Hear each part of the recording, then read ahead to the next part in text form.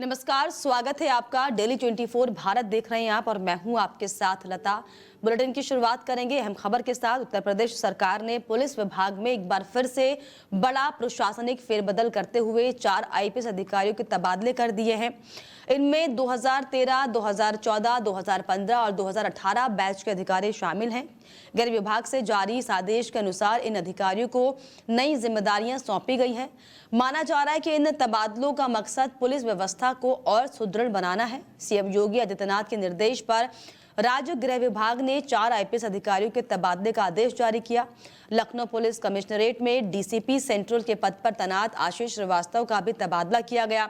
तबादलों के क्रम में 2013 बैच के आईपीएस अधिकारी आशीष श्रीवास्तव को पुलिस अधीक्षक सुरक्षा मुख्यालय लखनऊ की जिम्मेदारी सौंपी गई है। इसके साथ ही 2014 बैच के आईपीएस अधिकारी विक्रांत वीर को भी बड़ी जिम्मेदारी सौंपी गई। आईपीएस विक्रांत वीर को पुलिस उपायुक्त लखनऊ पुलिस कमिश्नरेट के पद पर तैनात किया गया। विक्रांत वीर मौजूदा समय में डीजीपी मुख्यालय में पुलिस अधीक्षक पद पर संबंधित है। तो दीपावली से पहले यूपी में बड़े फेरबदल किए गए हैं। आईपीएस अधिकारियों का फेरबदल किया गया और इसी पर ज्यादा जानकारी के लिए लखनऊ से मेरे सहयोगी प्रद्युमन मेरे साथ जुड़ गए हैं। प्रद्युमन, जिस तरीके से ये बड़े फेरबदल किए गए हैं, ठीक त्योहारी का ये सीजन चल रहा है, नई नई जिम्मेदारियां सौंपी गई हैं, इसको किस तरीके से देखा जाए? एक्शन मोड में योगी सरकार दिख रही है। जी बिल्कुल, बताना चाहेंगे कल देर रात 11:45 पे 4 आईपीएस के तबादले हुए हैं, जिसमें एक बड़ी जिम्मेदारी सौंपी गई है। क्योंकि अभी कुछ ही समय बचा हुआ है, जो त्योहार भी आने वाला है, उसके साथ साथ में जैसे आपके अयोध्या में दिवाली मनाई जाएगी और उसके साथ ही अभी कुछ ही समय बचा है कि जिसमें एमएलसी का चुनाव भी होने वाला है। इसको देखते हुए जो योगी सरकार द्वारा लगातार, चाहे वो पीपीएस हो या आईपीएस के, लगातार तबादले किए जा रहे हैं। तो वहीं कल देर रात जो तबादले हुए हैं, आशीष श्रीवास्तव जो सन 13 बैच के हैं और प्रेजेंट टाइम में यहीं लखनऊ में पुलिस उपायुक्त कमिश्नर लखनऊ के पद पे तैनात थे, अब उन्हें पुलिस अधीक्षक सुरक्षा मुख्यालय से उनको ट्रांसफर किया गया है, जो अब जो सुरक्षा मुख्यालय में अटैच हो गए हैं। वहीं अगर हम बात करें कि जो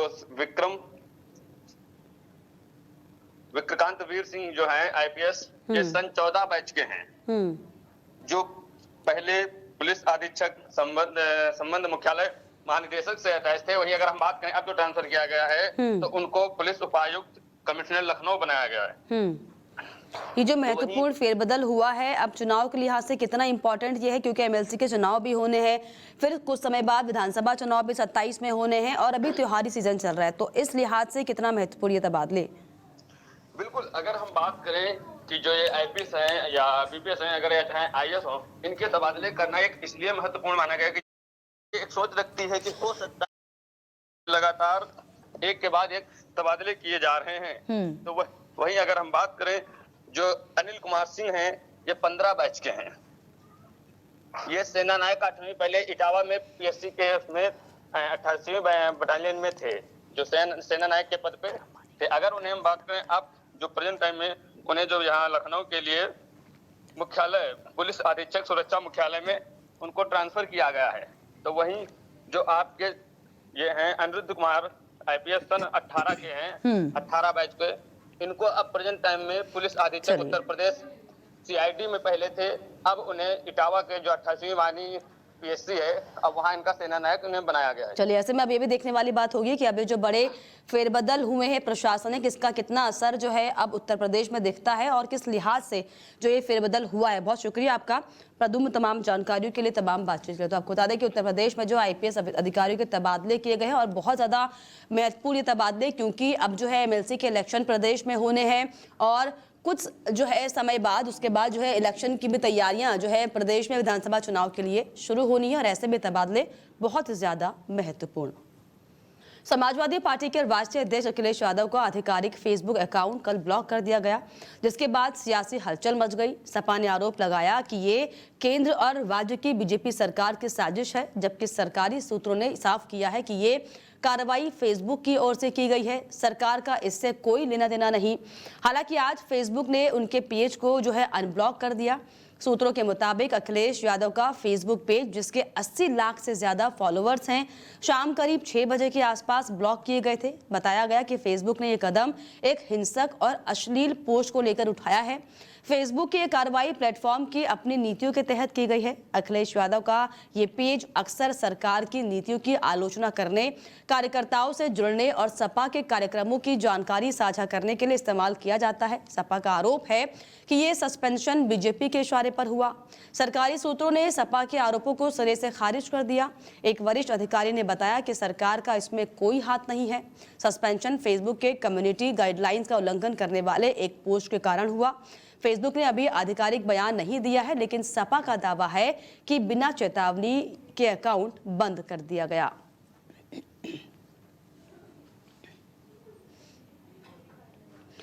तो समाजवादी पार्टी के जो नेता चीफ जो है वो दरअसल ये आरोप लगा रहे हैं कि उनका जो है जानबूझकर अकाउंट सस्पेंड किया गया। सपा ने जो है सरकार पर साजिश रचने का आरोप लगाया है।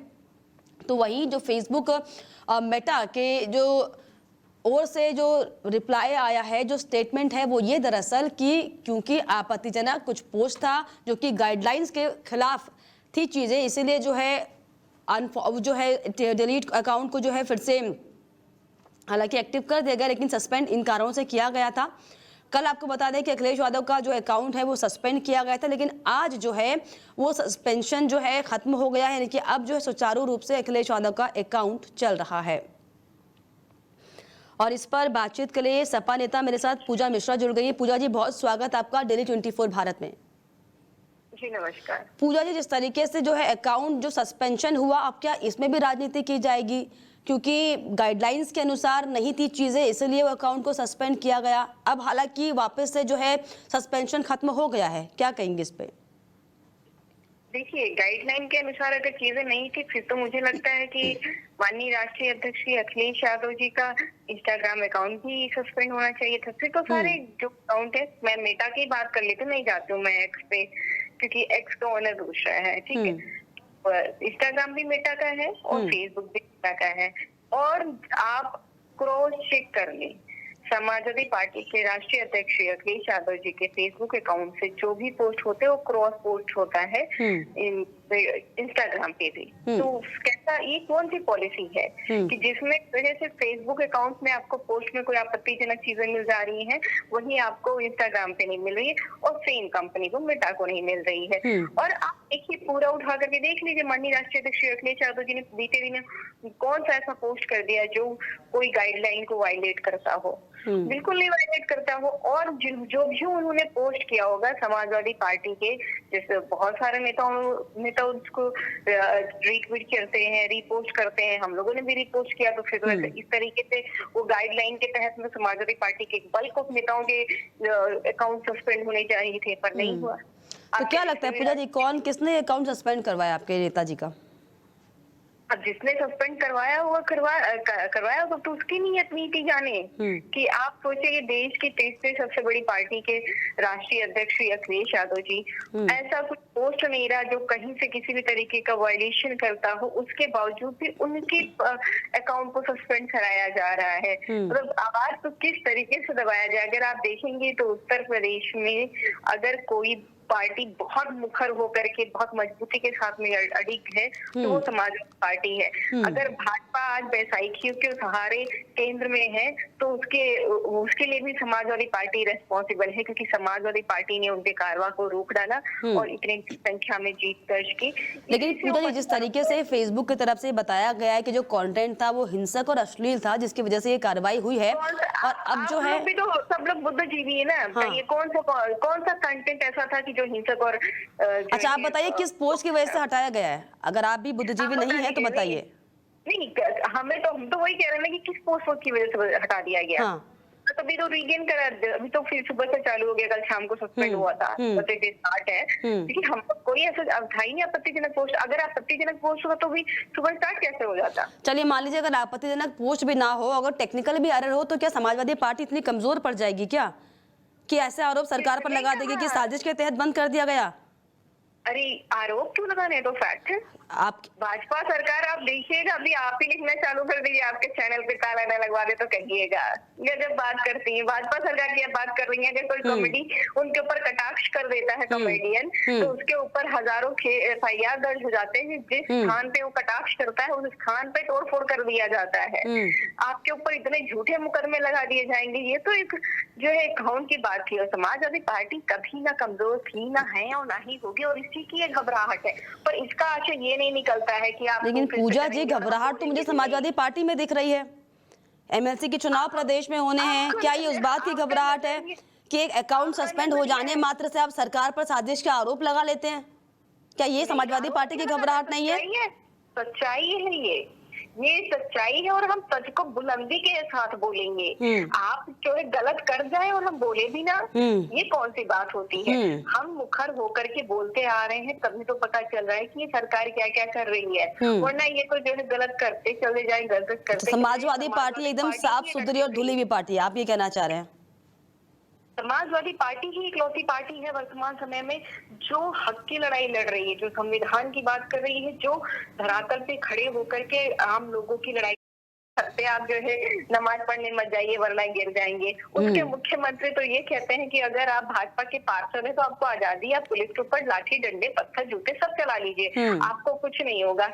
उसके मुख्यमंत्री तो कहते हैं, और आपके मंत्री, आपके नेता क्या कहते हैं कि आप अगर कहीं पर हिंसा भड़क रही हो तो आप और जाकर हिंसा को भड़काइए, ना कि जनता को समझाइए। ये कब कहा? ये कब कहा? हमारे कौन से मंत्री? अभी हालिया आपके क्या बात पूजा जी आप कह रही हैं? अभी हालिया मौका मुझे याद आया जब आपने ऐसी बातें कही। हालिया जो अभी बरेली का जो मामला चल रहा था, किस तरीके से समाजवादी पार्टी के नेता, बयान बताइए। आप लोग झूठे इल्जाम लगाते हैं, नाम और पूजा जी समाजवादी पार्टी के नेता कैसे डेलीगेशन लेकर वहां पर प्रशासन से मिलने जा रहे थे? क्या आपको इस खबर की जानकारी नहीं है? कोई एक नाम हो तब ना बताऊं। चलिए खैर सब नहीं पूजा जी देखिए, मैं आपसे ना पूजा जी देखिए नाम उठा लीजिए ना, पूजा जी नहीं बोलने देंगे हम, बिल्कुल नहीं बोलने देंगे। समाजवादी पार्टी का डेलीगेशन मिलने के लिए जा रहा था। समाजवादी पार्टी का डेलीगेशन वहाँ पे कह रहा था मिल जाएंगे। ये कब कहा कि दंगा भड़काए? ये तो माननीय मुख्यमंत्री जी कह रहे हैं ना। भड़काऊ भाषण तो माननीय मुख्यमंत्री जी दे रहे हैं, भड़काऊ भाषण माननीय मुख्यमंत्री जी के चमचे लोग दे रहे हैं, भड़काऊ भाषण माननीय मुख्यमंत्री जी अलग अलग लोगों से दिलवा रहे हैं। आप कह रहे हैं समाजवादी पार्टी के नेता, मैं कह रहा हूँ आप एक नेता का नाम और उसका स्टेटमेंट बता दीजिए जो भड़काऊ भाषण दे रहा हूँ। चलिए मैं लंबे नामों की फेरिस्त आपको भेज दूंगी कि किन किन नेताओं के क्या क्या बयान आए। नहीं पूजा जी सुनिए ना, मेरे को जो बात करनी है सुनिए ना, ये जो समाजवादी पार्टी की घबराहट, उत्तर प्रदेश में दिख रही है, ये उसी का असर है कि आपको एक एक नाम सामने चाहिए। लेकिन फिलहाल पूजा जी समाजवादी पार्टी बोल रही है, इसमें पट्टी पड़ी आपको बताइए। बहुत शुक्रिया पूजा जी, बहुत शुक्रिया। मेरा जवाब मुझे आपसे फेसबुक वाले कंटेंट पे लेना था। ये एक दूसरी डिबेट में हम जा रहे हैं जिस पर मुझे बातचीत भी नहीं करनी, लेकिन बहुत शुक्रिया। और आपको लंबी फेरिस्त का नाम जरूर भेजी जाएगी, लेकिन बताया नहीं आपने एक भी नाम, लेकिन मैं आपको फेरिस्त की पूरी लिस्ट भेज दूंगी मैम। आप नाम बता नहीं पा रही, एक भी और फेरिस्त मैं आपको पूरी लिस्ट भेज दूंगी मैडम। आपने समय दिया, बहुत शुक्रिया। तो चलिए मेरे साथ जो है सपा के नेता जिनकी बौखलाहट साफ तौर पर दिखाई पड़ रही कि MLC के चुनाव को लेकर कितनी घबराहट में समाजवादी पार्टी है कि अपने नेताओं के नाम ही तक उन्हें याद नहीं कि किस नेता ने क्या बयान दिया। लेकिन डेफिनेटली जो है समाजवादी पार्टी के नेताओं को लिस्ट भी जाएगी और बताया भी जाएगा कि कौन से नेता ने क्या कहा, और जिन मामलों में समाजवादी पार्टी को जिम्मेदार होकर जो है देश के प्रदेश के लोगों को, युवाओं को जो है संभालना था, कैसे कैसे बयान दिए, वो पूरा देश पूरी दुनिया देख रही है। लेकिन फिलहाल आपको बता दें कि जो है अकाउंट अखिलेश यादव का जो है वापस से एक्टिव कर दिया गया है, सस्पेंड हो गया था। और फेसबुक ने अपनी तरफ से ये बताया कि दरअसल कुछ कंटेंट जो थे वो आपत्तिजनक थे, जिसकी वजह से गाइडलाइंस को ध्यान में रखते हुए इस तरीके से जो है कार्रवाई हुई। लेकिन फिलहाल जो है सस्पेंशन खत्म हो गया है, लेकिन नेताओं की बौखलाहट जो है समाजवादी पार्टी में अब तक खत्म होती हुई नहीं दिखाई पड़ रही है। आगे बढ़ेंगे। अमरोहा में नगर विकास और ऊर्जा मंत्री अरविंद कुमार शर्मा ने नगर पंचायत सैदनदली में 110 फीट ऊंचे बनाए जा रहे घंटाघर का निरीक्षण किया। इस दौरान बीजेपी कार्यकर्ताओं ने फूलमालाओं से उनका स्वागत किया। मंत्री ने नगर पंचायत सैदनगली में दरअसल हो रहे विकास कार्य को लेकर सही बताया। मंत्री ने कहा कि घंटाघर बहुत ही अच्छा बन रहा है, इसमें नगर पंचायत का कार्यालय भी चलेगा और नगर पंचायत में नगर विकास विभाग की योजनाओं का कार्य भी चल रहा है, जिसमें बारात घर बनाया जा रहा है, अंबेडकर पार्क बन रहा है। इस दौरान बिजली विभाग से जुड़ी समस्या और शिकायतों को लेकर भी मंत्री को पत्र दिए गए हैं। सैयद नगली नगर पंचायत में हमने घंटा घर का निरीक्षण किया। आप देख सकते हैं कि बहुत ही अच्छा बन रहा है। इसमें नगर पालिका का कार्यालय भी चलेगा और भी तमाम सुविधाएं, हमारी इंटीग्रेटेड कंट्रोल कमांड सेंटर भी यहाँ बनेगा और यहाँ नगर विकास विभाग की योजनाओं के तहत नगर विकास विभाग के नगर विकास के कई काम हो रहे हैं, जैसे बारात घर बन रहा है, अंबेडकर पार्क बन रहा है। अभी इसके पहले हम संभल में रुके थे, वहाँ भी गंदगी को साफ करके सिंदूर पार्क बनाया गया है। अमेठी में करवा चौथ के दिन एक पति ने पत्नी को प्रेमी के साथ भेज दिया। पति का आरोप है कि पत्नी का 3 सालों से प्रेमी के साथ संबंध था। पति के लाख समझाने के बाद भी प्रेमी से रिश्ता तोड़ने के लिए उसकी पत्नी राजी नहीं हो रही थी। जब पति पत्नी की शिकायत देकर थाने पहुंचा तो मामला तूल पकड़ लिया। इस दौरान पत्नी ने भी पति और पुलिस के सामने साफ कर दिया कि वह पति से रिश्ता खत्म करना चाहती है और अपने प्रेमी के साथ जाने को तैयार है। पति ने थाने में ही पुलिस के सामने अपनी पत्नी को प्रेमी के साथ विदा कर दिया। क्या है? कमाते हैं, हमको नहीं देते हैं, दिन भर गांजा पीते हैं और घर में दारू बनाते नहीं हैं तो हमको मारते हैं, कहते हैं तुम दारू बनाओ। तो आज जिसके साथ में जा रही हैं आप खुश हैं उनके साथ में? कब से आप दोनों लोगों का संबंध चल रहा था? 3 साल। हाँ? 3 साल। 3 साल से। शादी के कितने दिन हुआ आपको? 5 साल। अभी जो आपके पति अभी तक थे, इनके ऊपर जो है आपको कोई शिकायत नहीं, आगे से कोई इनके ऊपर जो है वो दिक्कत तो नहीं आएगी? नहीं। अपनी मर्जी से जा रही हो ना? जी। किसी का कोई दबाव तो नहीं है? नहीं। क्या हुआ? सर मामला ये है इसमें कि 3 साल से हमारी पत्नी का नाजायज़ संबंध चल रहा है। उसके बाद 3 साल से थोड़ा बहुत जानकारी है हमको, लेकिन फिर भी समझा बुझा के इधर उधर कर देते थे, नहीं कुछ बोलते थे। लड़के को भी समझाते थे लेकिन उसके भी नहीं समझ में आया। तो आज मैंने थोड़ा बहुत मोबाइल पकड़ लिया, तब यहाँ तक आने का कष्ट है। तो आपने अपनी पत्नी को कहाँ भेजा? अब वो लड़के के साथ जाएगी। वो कौन लड़का था? वो राजन है। कहाँ का रहने वाला है? टिकरा का है, हमारे गांव का है, हमारे घर के बगल का ही। गाजीपुर में बीजेपी कार्यकर्ता अमितेश मिश्रा पर बाइक सवार 3 नकाबपोश बदमाशों ने फायरिंग की। ये घटना करंडा थाना क्षेत्र के ब्राह्मणपुरा गांव में हुई। गनीमत रही कि अमितेश इस हमले में बाल बाल बच गए। आत्मरक्षा में अमितेश ने अपनी लाइसेंसी पिस्टल से गोली चलाई, जिससे कि एक बदमाश घायल हो गया। ग्रामीणों ने घायल बदमाश को दौड़ाकर पकड़ लिया, जबकि 2 अन्य बदमाश मौके से फरार हो गए। पुलिस ने घायल बदमाशों को हिरासत में ले लिया है। मामले की जांच भी शुरू कर दी गई। बताया जा रहा है कि अमितेश अपने घर के पास एक चौकी पर बैठे थे, तभी बाइक सवार बदमाशों ने उन पर ताबड़तोड़ फायरिंग शुरू कर दी। चीख पुकार सुनकर ग्रामीण मौके पर पहुंचे। घायल बदमाश को पकड़कर पुलिस के हवाले किया गया। प्राप्त हुई थाना करंडा अंतर्गत ब्राह्मणपुरा में एक अमितेश मिश्रा जी हैं। इनके ऊपर कुछ 2-3 बदमाश मोटरसाइकिल से हमला करने के उद्देश्य आए थे। गांव वालों ने शोर मचाया और उसके बाद उनके हमले में वो घायल भी हुआ है।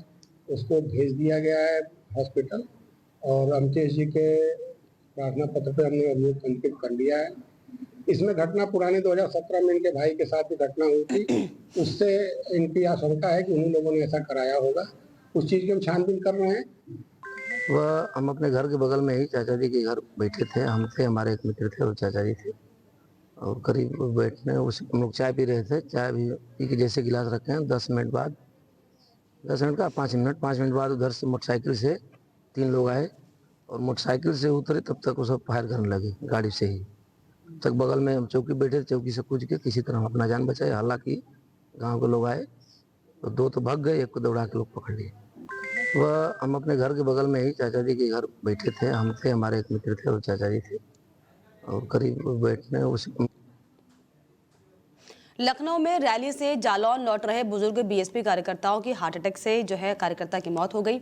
लखनऊ से बस से वापस आने के दौरान अचानक तबीयत बिगड़ने से बुजुर्ग की मौत हो गई है। रास्ते में बस से घर आने के दौरान अटैक आया। सूचना पर पहुंची पुलिस ने शव को कब्जे में लेकर पोस्टमार्टम के लिए भेज दिया है।